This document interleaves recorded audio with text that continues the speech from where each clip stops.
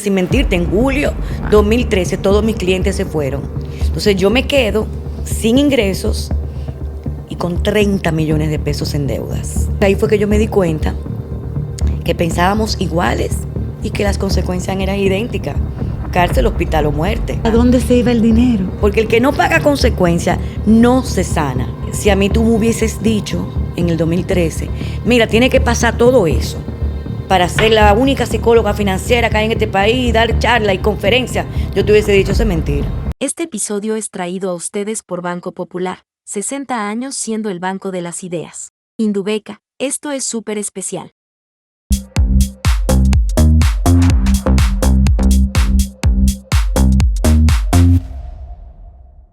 Hola, bienvenidos a otra entrega de Speak Differently, el podcast que busca cambiar la conversación y el uso de las palabras. Exploramos la vida de aquellas personas que transforman nuestros entornos, que están hablando y accionando de manera diferente. Yo soy Lara Guerrero y hoy tenemos una invitada de honor, una persona que yo quiero muchísimo, amiga, hermana, que una admiración que me faltan palabras para describir. Ella es psicóloga clínica y psicóloga financiera. Ella es Mónica Báez Sosa. Ella se ha dedicado en los últimos años a acompañar a aquellas personas que necesitan ayuda, necesitan encontrar ese equilibrio en sus vidas, especialmente cuando están en momentos desafiantes y momentos de grandes crisis. Vamos a conocer ese camino y ese trayecto que ella utiliza, esas herramientas que le han ayudado a acompañar a otros, pero sobre todo ese viaje personal, esa experiencia de vida que la ha llevado a ser ese tolete de mujer que ella es hoy. Acompáñanos a conversar con ella. Querida Mónica, yo estoy hasta asustada de tenerte aquí, pues miren la cara. Ya yo pedí mi servilleta, porque yo sé que esta conversación hay muchos vínculos de cariño que nos unen desde hace tanto tiempo. Yo también te admiro mucho y tú lo sabes, que además te quiero. Yo también. Tantos años desde ¿verdad? Tu padre. Sí. Nos unen vínculos de mucha amistad. Tania, las niñas, muchas cosas. Sí. Entonces, verte aquí y conocer parte de esa historia, pero muchos no la conocen. No. Ven esta maravillosa labor que tú estás haciendo, este tolete de Mónica que tú eres hoy, pero me gustaría que tú contaras qué te llevó aquí, de dónde tú vienes. Ok. Y esa trayectoria, ese episodio de tu vida que, como tú dices, te trajo hasta aquí. Sí, donde toqué fondo, ¿verdad? Yo empecé muy joven, con 20 añitos, a trabajar como corredora de seguros. Y ganaba todo el dinero que tú te puedas imaginar, porque sobre todo yo me especialicé en el área de seguro internacional. Entonces mis comisiones eran en dólares y siempre el dólar ha estado por encima del peso. O sea que me iba muy bien, pero además yo me ganaba todos esos premios como mayor productora, productora del mes, KX y pólizas individuales, bueno, premios, pero yo siempre notaba, yo no lo notaba, pero con el tiempo hice como una introspección y miré hacia atrás y yo veía que a mí el dinero se me iba de las manos. O sea, yo ganaba mucho dinero, pero nunca tenía nada. Todo lo contrario. Yo lo que tenía era más bien deudas. Entonces, era como... ¿Y a qué se debía eso? Bueno, yo te lo voy a explicar de manera clínica, como psicóloga clínica, no como Mónica. Y entonces vamos a llegar ahí. Porque el dinero, al igual que el alcohol, al igual que las sustancias, la comida, el sexo, la pornografía, todo eso son síntomas que responden a un trauma. Pero yo no sabía. A mí, nadie me habló de que si el dinero tenía que ver con eso, el dinero era un método de pago y que había que buscarlo para uno sobrevivir. Bueno, resulta que yo, con apenas 14 años, tuve un trauma muy difícil ocasionado por el padre de una amiga. No voy a entrar en detalles, pero yo creo que tú te lo puedes imaginar. Y ese trauma quedó ahí. Nunca lo trabajé. Al contrario, me imagino. No, se guardó en una gaveta dentro de ese inconsciente y ese trauma se quedó ahí dando vuelta. Yo a veces sentía que yo era diferente. Con mis hermanos, con mis amigas, yo era una persona, siempre he sido muy alegre. Yo genero como una energía natural de alegría hasta en los peores momentos. Bueno, pero para no desviar la historia, yo me caso, hago mucho dinero, pero no tenía nada. Bueno, me divorcio, me quedo con mis 2 hijos, sigo haciendo dinero, pero perdía dinero. Entonces de repente venía lo que se llama un codependiente financiero, que era mi papá, me ayudaba, me pagaba y yo volvía y recaía. Tu salvavidas. Mi salvavidas. Entonces yo volví y recaía, pero la gente decía, pero ¿y qué es lo que le pasa? Pero es que ella juega, es que ella te droga, ¿qué es lo que está pasando con ella? Que como que no arranca, que ella hace cosas, produce cosas, ingeniosa, le va muy bien, y de repente eran como zafras altas de mucha evolución, de mucha prosperidad, y de repente ¡pam! Caía como inexplicablemente. Hasta que un día, en el 2013, yo tenía las pólizas de mucha gente conocida de este país. Jochi Santo, Milagro Germán, Nuria Piera, te puedo mencionar cantidad de personas del medio. Y se riega la voz de que yo tenía problemas financieros. ¿Por qué? ¿Qué pasó? Yo ya tenía mi score crediticio dañado y ¿qué yo hice? Acudí a la finanzas informales, a los usureros. Entonces yo cogí un préstamo en un usurero aquí, pero para pagarle a este iba al otro, para pagarle a este iba al otro, y hasta que hice una burbuja de como un esquema Ponzi, pero de deudas. Y se me cayó aquella construcción de una oficina de 20 y pico de años. En cuestión, julio 2013, se empezó a regar la voz de que yo tenía problemas serios. Entonces, ¿qué pasa? Lara Guerrero, que es mi clienta, tú no me vas a entregar dinero para que yo te maneje tu seguro. Si tú entiendes que yo tengo un problema con las finanzas y de deudas. ¿Y qué pasó? Que en cuestión de un mes, sin mentirte, en julio 2013, todos mis clientes se fueron. Entonces yo me quedo sin ingresos y con 30 millones de pesos en deudas. 30, Mónica. Sí, porque si tú sumas que pierdo mi apartamento, que pierdo mis vehículos, que pierdo mi oficina, más los préstamos. Hubo un préstamo con un usurero que yo cogí 200,000 pesos y se convirtieron en 6 millones. Lo que ellos cobran. Y si tú no le pagas eso, son sicarios. Te caen atrás, te hacen la vida imposible, te desmontan de los carros. Todo eso yo lo viví. ¿Qué pasa? Que en el 2013... Wow, Mónica, ¿y cómo tú lidiabas con toda esa presión? Porque la gente, yo que te conocía, la gente te veía, como tú decías, tú no te veías, tú siempre emanabas esa alegría. Una careta, una máscara para disimular el dolor que yo venía arrastrando y la ansiedad que yo tenía. ¿Qué pasa? Que para yo poder dormir, producto de esa ansiedad, tomé pastillas, tomaba alcohol y se me convirtió en un círculo me anestesiaba de noche, pero llegaba el otro día, me sentía abrumada, tenía el mismo problema o peor, entonces me quedo sin nada. Una de las soluciones fue, tienes que entregar tu apartamento para pagar deudas. Efectivamente, tuve que entregarlo, me desprendí. Ok, pero ¿y ahora? ¿Y qué hago con las deudas que tengo? Porque a pesar de entregar los vehículos, de entregar eso, te quedaste sin me nada. Quedé sin nada, menos cero. Me quedé con deudas. Porque a esos usureros yo no le pude pagar. Yo le pagué a la banca privada, que tenía un préstamo con una asociación, entregué ese apartamento a personas que yo le debía dinero, mis vehículos me lo compró una persona, pero dime tú que eso no me daba para nada. Entonces, ponte tú que de 30 pagué 10, me quedan 20. ¿Qué hago? Entonces, ahí comienza una historia de introspección conmigo misma. Y yo esto lo digo con mucho orgullo. Mi familia, cuando ve esa condición en la que yo estoy, mi familia dice, esta muchacha hay que ayudarla y hay que protegerla de ella misma. porque yo iba a intentar contra mi vida. O de hecho traté, pero Claro, porque yo no tenía salida.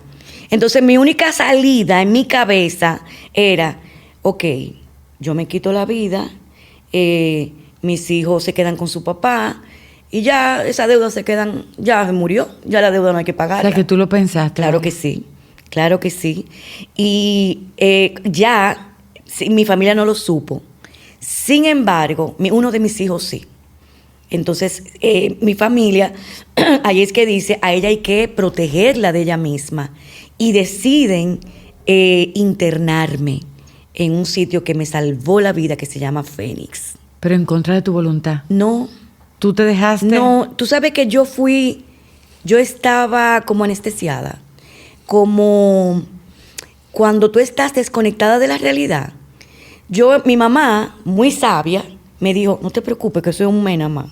Doña Fantina también. Entonces yo estaba tan agobiada, Lara, tan desesperada, que yo lo vi como un alivio. Como que yo dije, yo voy para un spa, yo me voy a desconectar. Y así duró un mes sin que me estén llamando, sin acto de alguacil, sin nada. Y yo entré como con esa teoría en la cabeza. Ese mes se convirtió en 7 meses. Entonces, lo que yo estuve adentro... ¿Y es fácil el proceso de recuperación? Porque, no. Porque tú no eras, o sea, te internaron, pero no había una condición, no decían, ella es una adicta. No. Ella o es una alcohólica. No había una condición. Era una... ¿Qué pasa? Que los temas de dinero se tratan como una adicción comportamental.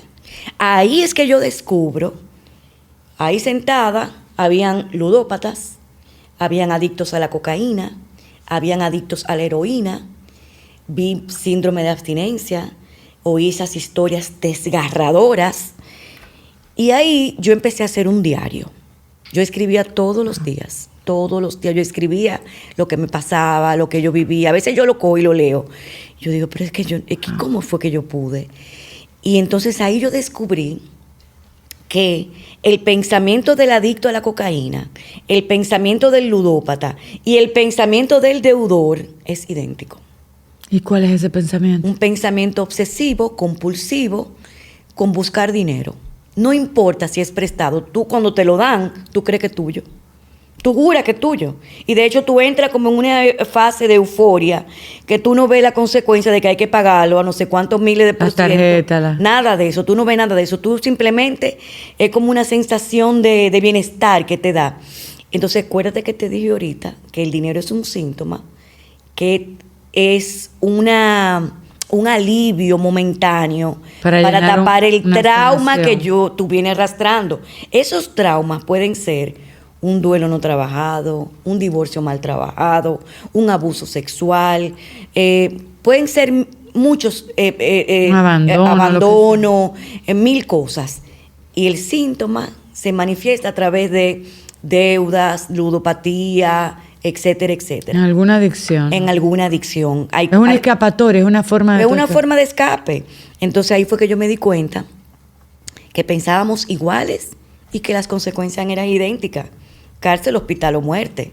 Tú puedes terminar presa por un cheque sin fondo. Tú puedes terminar en un hospital por un tema de ansiedad, por el tema del dinero, por un tema de... ¿Y tú tenías las tres? Yo tenía todo.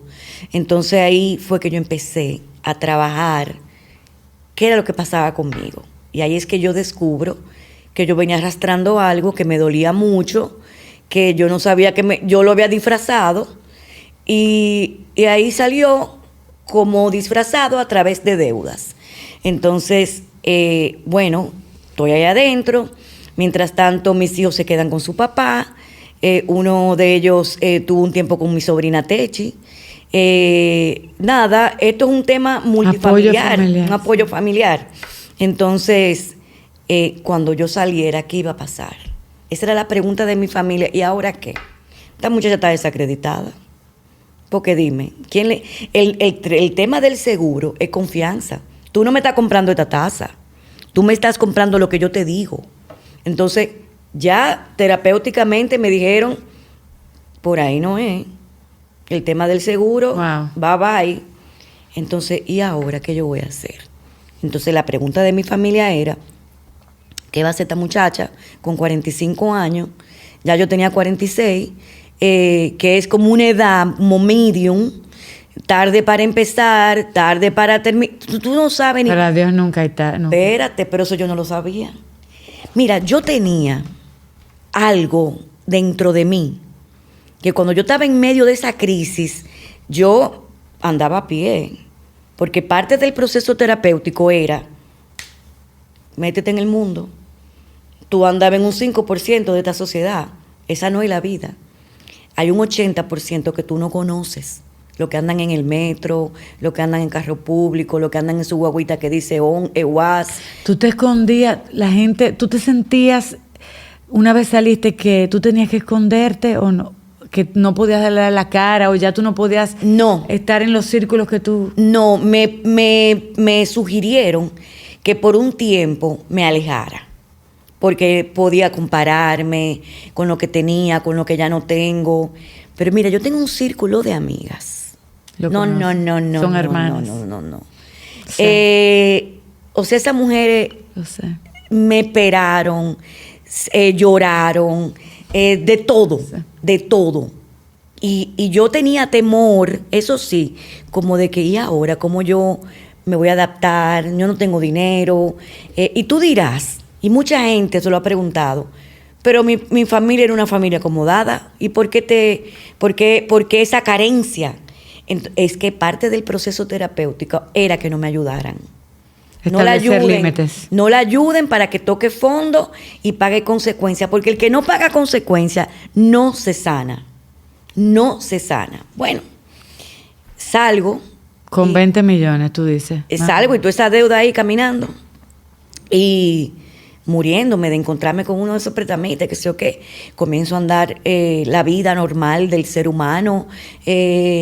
Aprendí a montarme en mi carrito público, aprendí a montarme en el metro. Yo disfruté ese metro como que yo estaba en Nueva York, mi amor.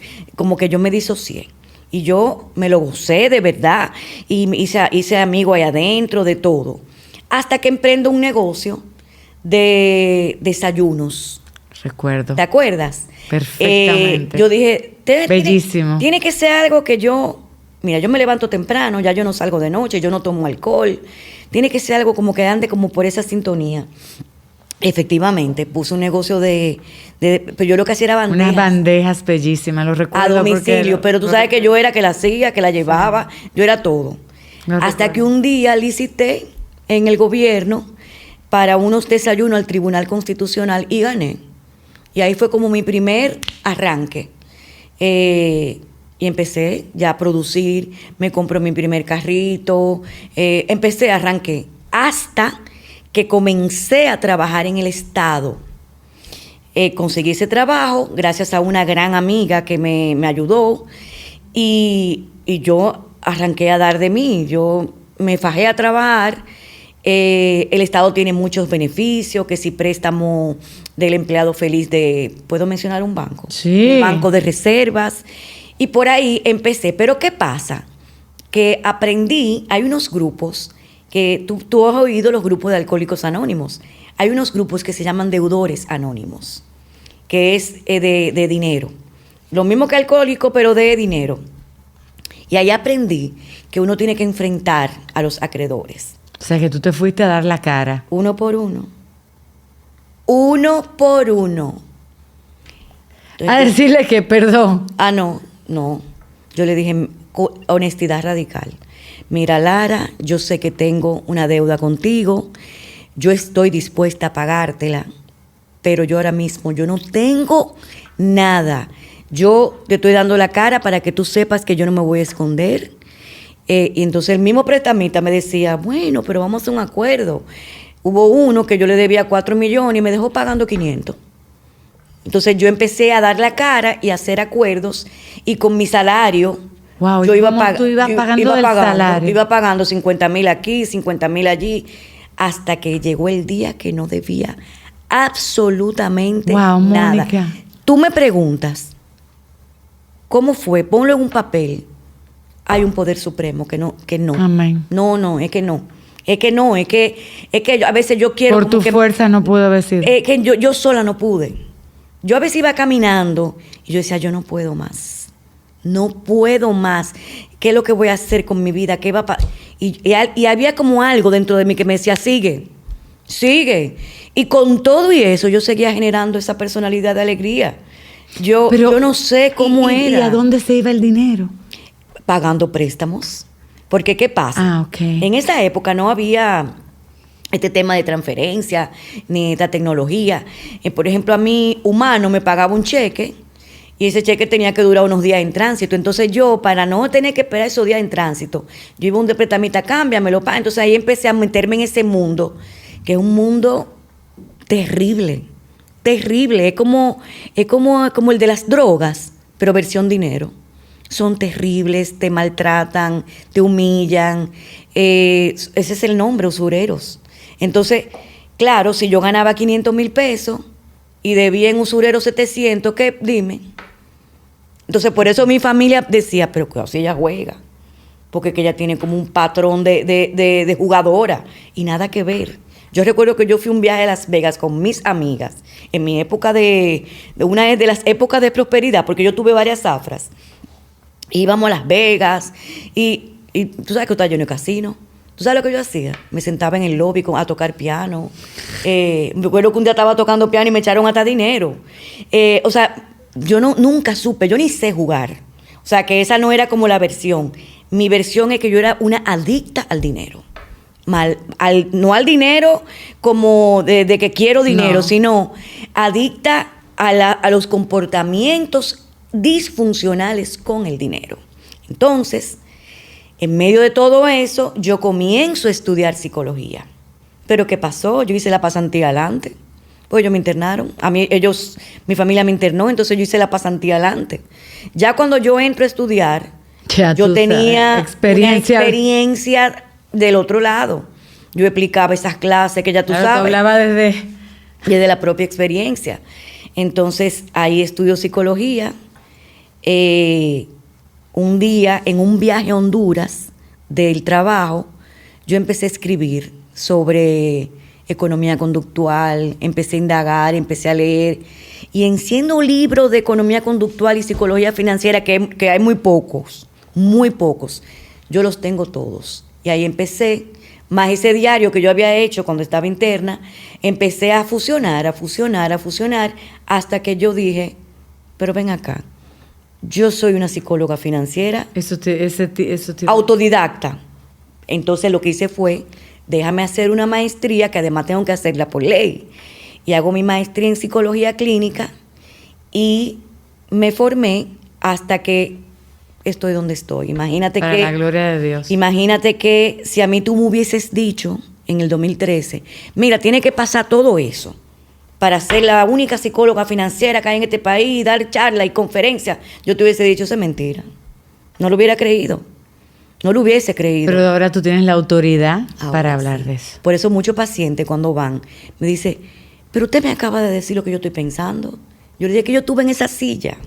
Yo estuve sentada ahí. O sea que si Dios lo hizo contigo, lo puede hacer con otra gente. Yo he visto cambios en pacientes míos extraordinarios. Imagínate que de ese fondo, wow, ahora yo soy imagen de Santa Cruz, de Banreservas, de entidades financieras, conferencista en la Superintendencia de Bancos, de la Superintendencia del Mercado de Valores. Entonces solamente lo pudo hacer algo más grande que yo. Sola yo no hubiese podido. O sea que ya el dinero no es una yo pasé y mira, así se... De ser, como dice la palabra de Dios, de necia. Ajá. Y simple. Diciéndolo ya en términos financieros, hace un mes más o menos, yo di una conferencia para la Superintendencia del Mercado de Valores y yo cerré diciendo que yo pasé de deudora a inversionista. Ahora yo tengo mis inversiones, estoy en la banca privada, no le paso ni cerca a un usurero. Para mí eso es como una droga, que si le pongo la mano, me dañé de nuevo. Entonces, para mí ese tipo de mercado oscuro ya no existe. Y mucha gente llega donde mí de ahí. Entonces, yo le hago el mismo proceso que yo hice, ya con una un seguimiento clínico, y la psicología financiera lo que hace es que trabaja los procesos cognitivos, emocionales y conductuales de la persona relacionados al dinero. Y ahí que yo estoy. Mónica, wow, que tu historia de vida es fascinante y una historia que mucho testimonio, pero yo sé que como familia ustedes, eso fue un episodio, un proceso de tu familia, porque tú dijiste algo, tú y tu familia. Yo sé que ustedes han vivido como familia otros procesos. La palabra cáncer, ¿qué significa para la familia de ustedes? Mi papá, nunca me imaginé que esa palabra iba a estar en nuestra familia, como que yo veía eso muy lejos. Y justamente cuando ya mi papá está en su proceso, nos diagnostican el cáncer de mi mamá. O sea que fueron 2 noticias de enfermedades catastróficas en cuestión de un año. Para mí el cáncer es resiliencia, es fuerza, es unión. Ustedes lo vivieron de manera, mostraron al mundo de que en vez de ser una victimizar y echarse a llorar, se puede hacer. No, para nada. Mi papá, sobre todo, bueno, él se convirtió en el abuelo influencer, ¿tú te acuerdas? Claro que sí. Él sabía que él se iba a morir, él lo sabía. Y él no nos lo decía. Pero él empezó a prepararse. Y se fue y dejó un legado.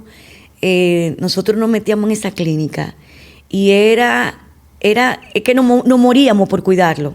O sea, no, hoy me toca a mí, no, que soy yo, no. Y entonces, como queríamos estar todos, estábamos todos con él. Mientras tanto, mi mamá también tenía su diagnóstico, pero el de ella fue un poco más leve. Sin embargo, mami hubo que darle quimioterapia y todo eso. Está muy bien. Papi murió hace casi 3 años y todavía es la hora, Lara, que yo a veces cojo el teléfono para contarle algo. Y digo, te hace falta. Mi papá no está aquí. Mi papá era el hombre más familiar que tú te puedas imaginar. Mis hijos, sobre todo el mayor, era como su papá. Papi era de lo que iba al colegio, que buscaba la nota, que se ocupaba de mis hijos, solidario. Mira, yo no tengo palabras. Y me hace una falta terrible, terrible.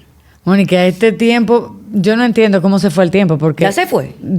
Ya nos indicaron, pero no, obviamente, contigo... se dice fácil. Conté mi historia de 11 años tengo en este proceso ya, y lo conté rápido, pero no fue fácil. Lo sé, pero... Si tú te miras hoy al espejo, tú lo cuentas, yo que conozco parte de esa historia.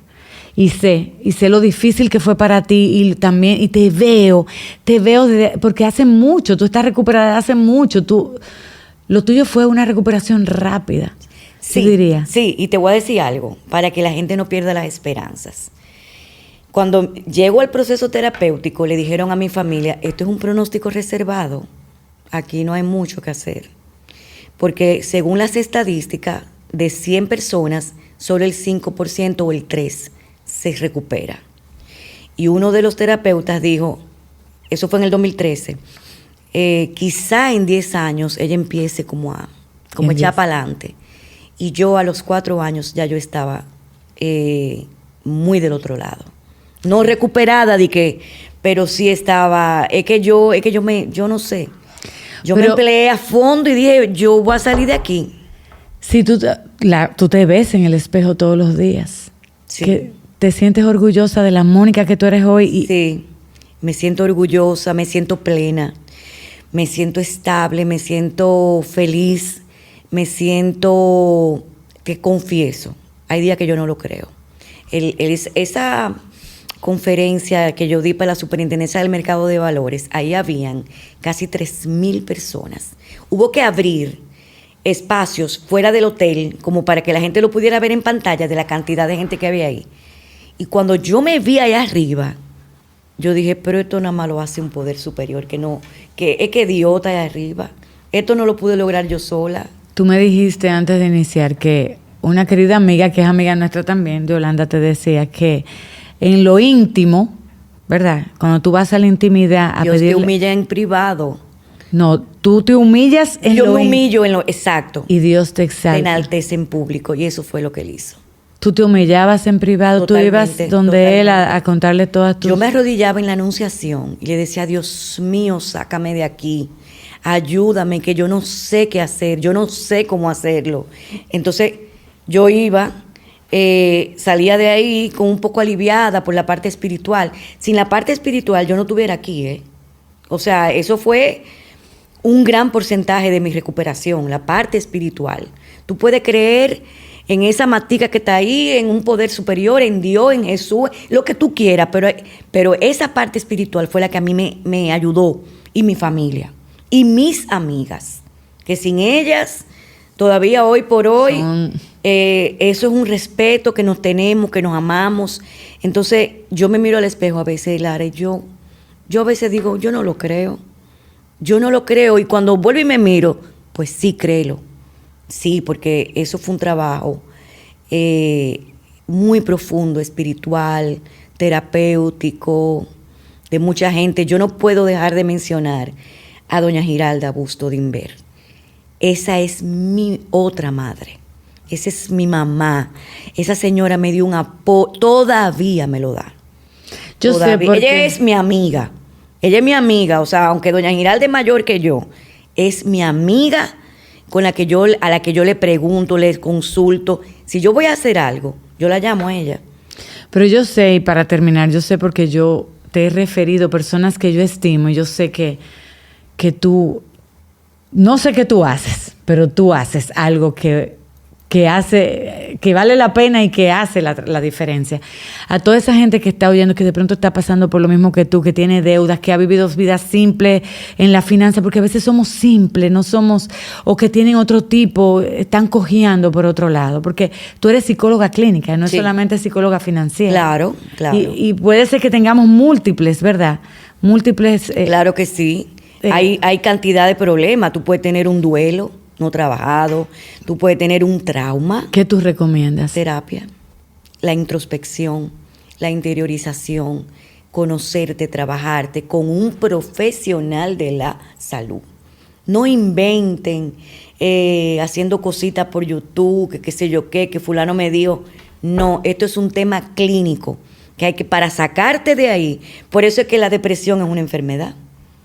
Entonces, mucha gente llega donde mí con trastorno de ansiedad, depresión, trastorno de sueño, de alimentación. ¿Qué yo hago? Lo refiero a psiquiatría, me lo estabilizan y vuelven donde mí. O sea, esto es un trabajo clínico. Esto no es un invento de, como yo viví eso, yo puedo ayudarte. Claro, yo tengo más herramientas, pero hay un proceso de trabajo, de estudio, de profesión, que necesita un acompañamiento. Una persona necesita un acompañamiento profesional. Y miren, señores, chequen cuando usted vaya donde una persona, si esa persona tiene su título. Yo tengo mi título colgado ahí en mi consultorio. Todo el que llega lo ve, verídico. Mi S4, todas mis cosas, todo en orden. Todo en orden. Porque, ¿de dónde yo vengo? Yo vivía en una vida de desorden. Entonces ahora yo soy ordenada. Bueno, Dios al es extremo, en el orden de Dios. Amén. Orden divino. Amén. Gracias, Mónica. Gracias a ti, porque yo me siento como que estamos en un restaurante hablando. Tú sabes que hay mucho cariño, mucho aprecio y mucha admiración. Igual. Tenemos mucha gente en común, tú y yo. Y esta historia hay que contarla. Amigos, llegamos a otro final de un episodio demasiado valioso para mí, que yo creo que todos tenemos que escuchar esta historia. Esta historia hay que contarla más, porque todos hemos estado en esa situación y muchos de nosotros todavía estamos guardando esqueletos en el closet que necesitamos sacar para poder resolver muchas de las cosas que todavía, esas heridas que todavía no están sanas. Les invitamos a verlo y que tomen acción. Gracias por el favor de su sintonía y gracias por conectar con nosotros. Que la palabra que está llena de verdad, gracia y luz los guíe y los lleve a hablar diferente. Nos vemos en la próxima. Este episodio fue traído a ustedes por Banco Popular, 60 años siendo el banco de las ideas. Indubeca, esto es súper especial.